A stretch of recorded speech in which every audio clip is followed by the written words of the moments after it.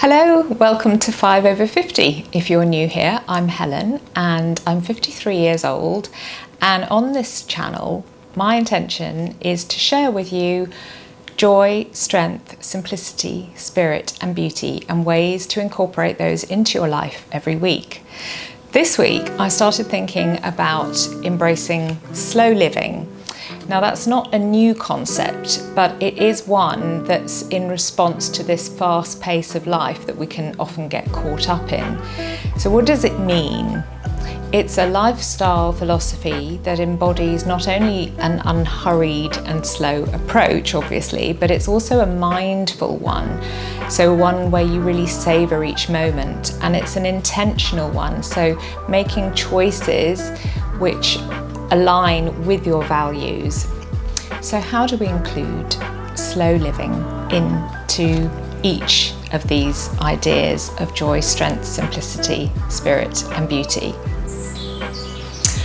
So the way that I have approached joy this week was through the joy of connection. Slow living here is about being fully present, and when you're spending precious time with family and friends, really just having no distractions and purely focusing on them and building and deepening those relationships with those who are really important to you.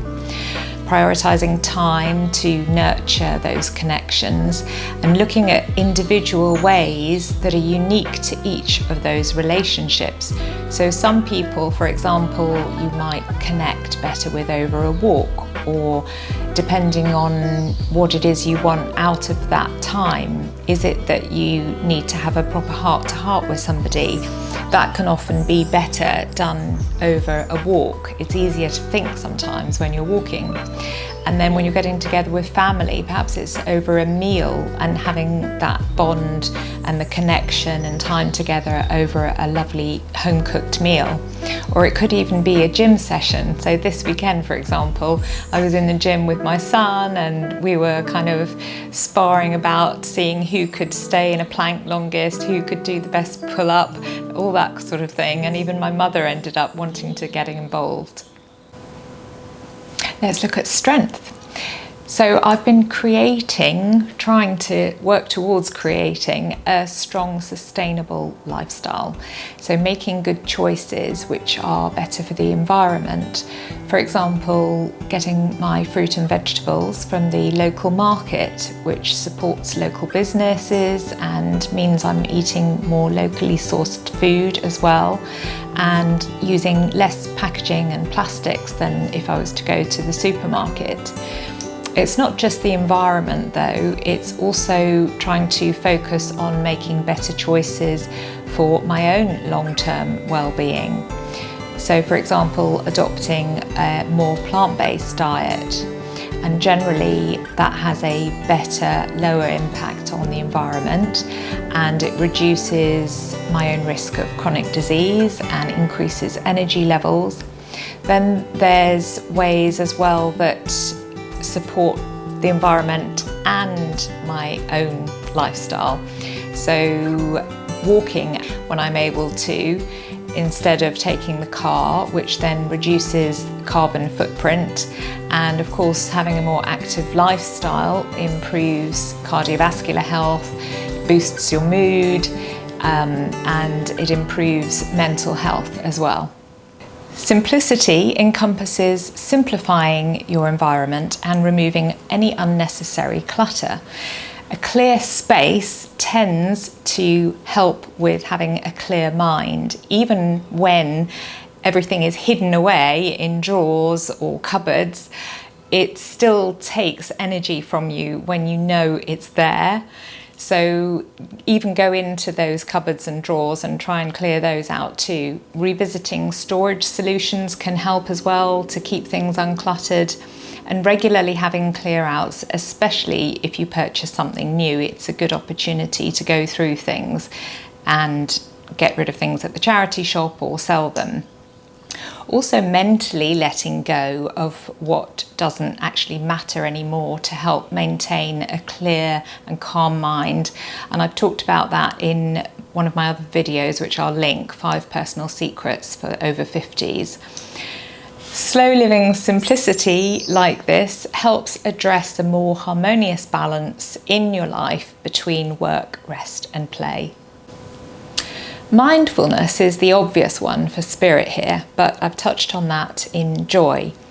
To support my spirit, I try to practice acceptance. Life can be full of uncertainties and circumstances beyond our control. I've learnt to better accept the way things are or transpire to be, rather than fighting against them or wishing they were different. I'm not talking about giving up, but just acknowledging the reality of the situation and then trying to work with it. So for example, when I was coming back from holiday in June, there was a 6-hour delay while I was stuck on the plane. Literally, we were on the plane for 6 hours on the ground, waiting for a slot to go and take off. So rather than becoming agitated or stressed, and that then tends to build up negative energy and makes things worse, I accepted it was beyond my control. There was nothing I could do about it. And so I used the time by talking to the mother and daughter that were sitting next to me and hearing about their holiday experience and what they got up to. And I also listened to podcasts and caught up with those and used the time to catch up on reading, planning my next YouTube video. And I also went, because we were allowed to move about the cabin, talked to the crew as well and heard their stories, because of course it's a delay for them too. And that was really interesting speaking to them. And I mean, you could in fact even say that I enjoyed the experience. How can slow living impact beauty? Firstly, in terms of how beauty is perceived, and secondly, how can we practice beauty? So first of all, how is beauty perceived? Slow living tends to embrace natural beauty and encourages the natural, a more natural look, opting perhaps for no makeup, which can be really freeing. Pamela Anderson has really led the way in this, encouraging self-acceptance and confidence. I recently passed a jeweller's here and she was featured in the advertising campaign with gorgeous photos of her face right in the window, and she looked absolutely stunning with not a scrap of makeup on. If you're not brave enough to go with no makeup, then perhaps look at paring back your routine, focusing on a more minimal look, enhancing your natural features and letting your skin shine through rather than covering it up with heavier makeup. And how can we practice beauty? We can care for ourselves mindfully and give ourselves some self-care instead of a rushed beauty routine. When you've got some time, you can look at creating a relaxing, nurturing routine, lighting a candle, running a nice bath, having a facial massage, or putting on a face mask, or perhaps just giving yourself a Sunday night manicure so that you feel polished, ready for the week ahead. Thank you for joining me. If you enjoyed the video, please give me a like, subscribe and share me with your friends. My wish for you this week is to take things slowly, not necessarily doing things at a slow pace, but finding a pace that suits you.